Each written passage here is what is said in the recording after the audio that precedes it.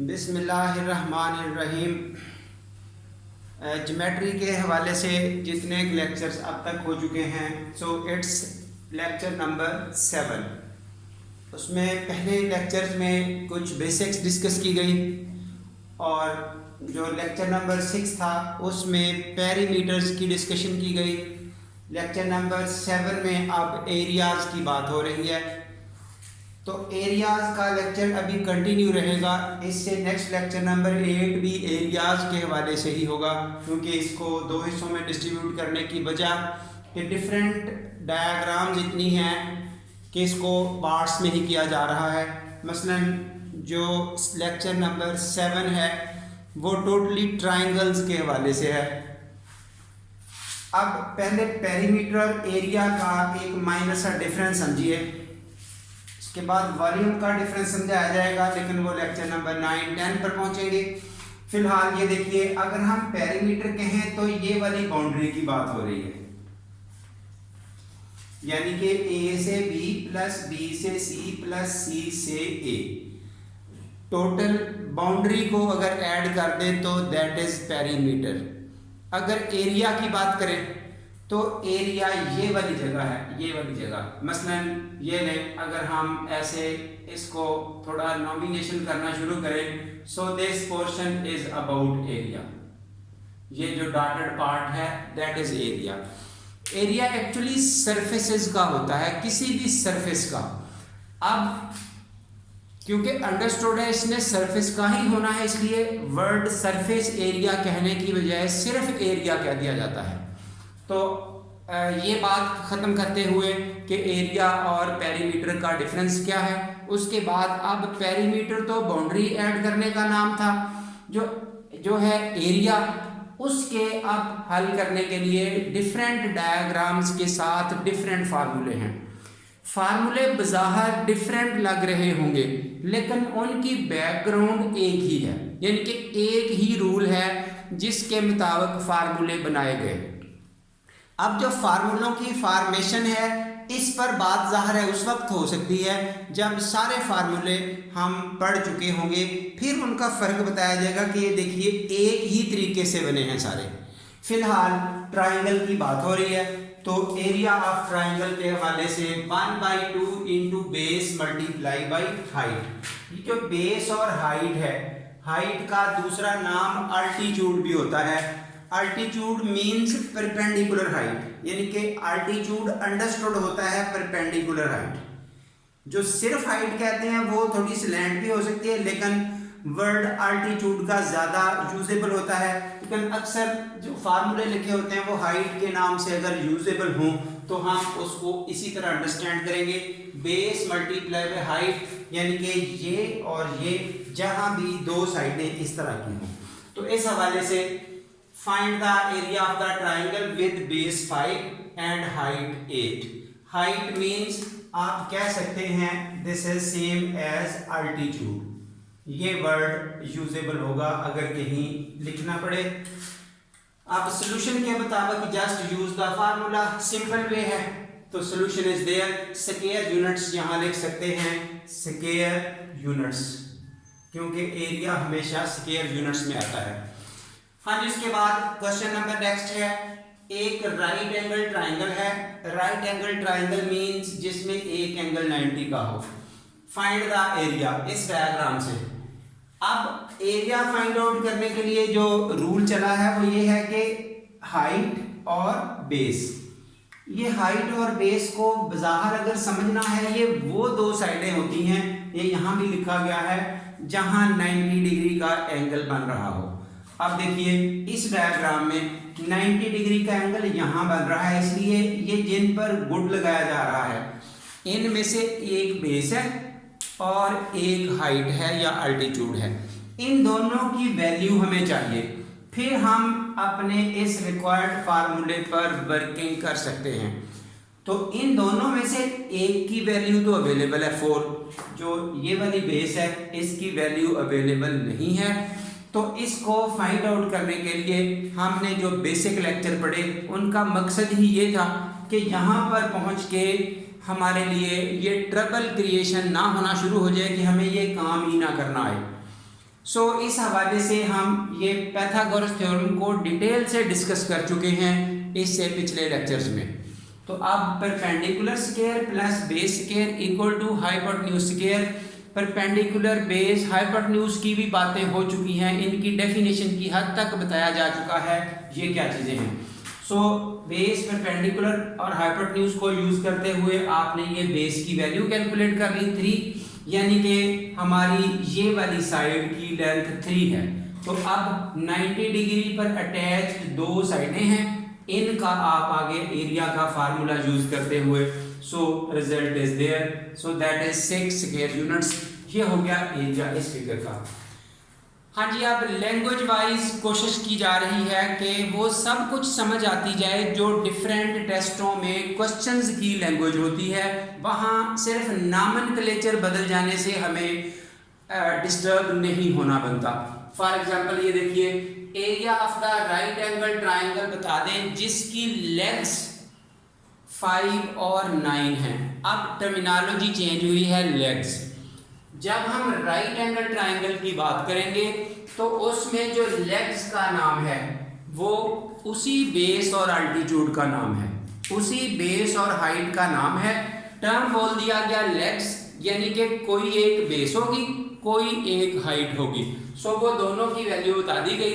Just use the formula 1/2 into base into height as it is, so that is 22.5 square units. ये हम यहाँ भी लिख सकते हैं स्क्वायर यूनिट्स के हवाले से टर्मिनोलॉजी। हाँ जी, उसके बाद ये नेक्स्ट क्वेश्चन आ गया 4। तो इसमें अभी जो बात हो रही थी कि एरिया यहाँ समझाया जा रहा था कि पेरीमीटर और एरिया का फर्क, तो इस वक्त देखिए यहाँ किस तरह का स्ट्रक्चर है। हमें सवाल कर दिया गया ABC ट्राइंगल का एरिया बता दें। तो इस वक्त ABC ट्राइंगल में ये एक BD परपेंडिकुलर ड्रॉ किया गया है। हमें वो दो साइडें चाहिए जो आपस में 90 पर अटैच्ड हों। अब 90 पर अटैच्ड एक BD है और एक A से C है, BD A से C। हाँ जी, आप नोटेबल पॉइंट, ये स्पेशल पॉइंट सोचने वाला है क्योंकि कभी कभी यूं सेटअप होता है, ऐसे ही डायग्राम बनाई होती है और डायग्राम बना के आपको कह दिया जाता है से इस एडजॉइनिंग डायग्राम में जो शेडेड पार्ट है उसका एरिया बता दें, जो अनशेडेड पार्ट है उसका एरिया बता दें, टोटल ट्राइंगल का एरिया बता दें। ठीक है, इसलिए ये चीज इंपॉर्टेंट है। इस क्वेश्चन का मकसद ये है। अब D से C तक की लेंथ कैलकुलेट करने के लिए हमने वही पाइथागोरस लगाया, एक बेस एक परपेंडिकुलर और ये हाइपोटेन्यूज जो सबसे लेंथी साइड है 90 डिग्री के सामने वाली साइड है। इसको यूज करते हुए ये x की वैल्यू हमने कैलकुलेट कर दी 6, D से C तक की वैल्यू हो गई 6। ये हमने अपनी ज़रूरत देखते हुए कैलकुलेशन करनी है, सिंपल टाइम किल करने नहीं बैठ जाना कि लाजमी कैलकुलेट करनी है। यहाँ तक पर तो आर्टिकल समझाना मकसूद है, इसलिए वो सब कुछ शो किया जा रहा है कि ये भी हो सकता है ये भी हो सकता है। ये देखिए, अब पार्ट्स में हल किया जा रहा है। पहले area of the triangle parts में करने का मकसद जो अभी बताया गया, यूं शेडेड अनशेडेड कलर्ड, कोई ब्लू ब्लैक रेड इस तरह डिफरेंट कलर बना दिए जाते हैं और यूं क्वेश्चन में बोल दिया जाता है रेड कलर का एरिया बता दें, से इधर वाला रेड कर दिया जाए इधर वाला ब्लैक कर दिया जाए तो ब्लैक एरिया कितना है, इसलिए ये पार्ट्स में करके दिखाया जा रहा है। हाँ जी, ये लेंथ पाइथागोरस से आ गई 6। उसके बाद एरिया ऑफ ट्राइंगल BDC। अब BDC ये देखिए BDC यानी कि ये जिस पर गुड लगाया, ये इतने हिस्से की बात हो रही है जो बज़ाहिर अब हिस्सा ब्लैंक नजर आ रहा है ट्राइंगल का, इस ब्लैंक हिस्से की बात हो रही है। जितने हिस्से का एरिया बताना हो उतने हिस्से की बेस उतने हिस्से की हाइट। बेस और हाइट मींस जो दो साइडें 90 पर अटैच्ड हों। तो हमें बेस नजर आ रही है 6, हाइट नजर आ रही है 8, ये एज इट इज इधर लिखी हुई है 8। तो इस तरह से हमें बेस और हाइट उतने हिस्से की ही यूज करनी है जितने हिस्से की वर्किंग करनी हो। तो इस हवाले से अब ब्लैंक पोर्शन आपके पास आ गया 24, ये वर्किंग करते हुए। उसके बाद अब ए बी डी, ये जो शेडेड पार्ट है ये वाला, अब इसकी बारी है। ये कितना आएगा शेडेड पार्ट, दूसरा हिस्सा ट्रायंगल का। अब इसकी हाइट वही 8 है, लेकिन इसकी बेस इधर वाली है, ये ए से लेकर डी तक, तो 10 × 8 उतने हिस्से को यूज किया। अब उसका एरिया आ चुका 40, ये वाला पार्ट। शेडेड पार्ट 40 है, अनशेडेड पार्ट ब्लैंक पार्ट 24 है। जब ए बी सी सारी ट्रायंगल का हल करना है तो शेडेड प्लस ब्लैंक ये दोनों ऐड कर दिए, तो रिजल्ट इज 64। अब इतने स्क्वायर यूनिट आपके पास area of the total triangle आ गया। इस वक्त पार्ट्स में करने का मकसद क्या था, अभी बातें बार बार हो रही हैं कि सेपरेट क्वेश्चन आ सकते हैं, लेकिन अगर यही क्वेश्चन होता कि ये ट्रायंगल का एरिया बता दें तो फिर हमें पार्ट्स में करने की जरूरत नहीं है, इकट्ठा भी किया जा सकता है। ये देखिए वही दोबारा हल किया नोट में, इकट्ठा ए बी सी। अब सारी ट्रायंगल का हमें दोनों अलग अलग कैलकुलेट करके दिखाए, टोटल आ गया। अब इकट्ठी का यहां पर 1/2 हाइट 8, अब बेस ए से सी तक जितने हिस्से की आपने एरिया की बात करनी है उतने हिस्से की बेस यूज कर लें। जब ब्लैंक पार्ट की बात हुई थी तो बेस 6 यूज हुई, हाइट ये 90 की वजह से। जब शेडेड पार्ट की बात हुई बेस ये, क्योंकि शेडेड में बेस इतनी है, हाइट वही रही। जब सारी ट्रायंगल की बात हो रही है तो अब यहाँ ए से सी तक बेस है पूरी ट्रायंगल की, और हाइट एज इट इज वही, हाइट हर तीनों दफा एज इट इज वही यूज हुई है। तो इस तरह से आप देखिए वो इकट्ठा ही 64 आ गया, पार्ट्स में भी 64, इकट्ठा भी 64, यानी कि मकसद हर तरह से वाज़ेह हो गया। टाइम सेविंग फैक्टर हमने हर तरफ यूज करने हैं, जाहिर है ये यहाँ भी यूजेबल था, वो जिधर से भी हो सके। ये एक स्पेशल रिमार्क्स देखिए आप, एक 30 60 90 ट्रायंगल होती है जिसमें एक डिग्री, एक एंगल 30 का, एक 60 का, एक 90 का। इसके स्पेशल फीचर्स हैं। यहाँ सिर्फ एक साइड बता के सवाल पूछ लिया जाता है, जैसा कि ये 30 60 90 ट्रायंगल है, उसमें हाइपोटेन्यूज की वैल्यू 10 बता दी और हमसे कहा गया इसका एरिया बता दें। हमें इन दोनों साइडों की जरूरत है। जब एक निकालनी हो, दो मौजूद हो तो पाइथागोरस काम करेगा। यहाँ पर तो सिर्फ एक है, अब इन दो का क्या सोल्यूशन है, दोनों कैसे आएंगी, ये देखिए ये रिमार्क्स।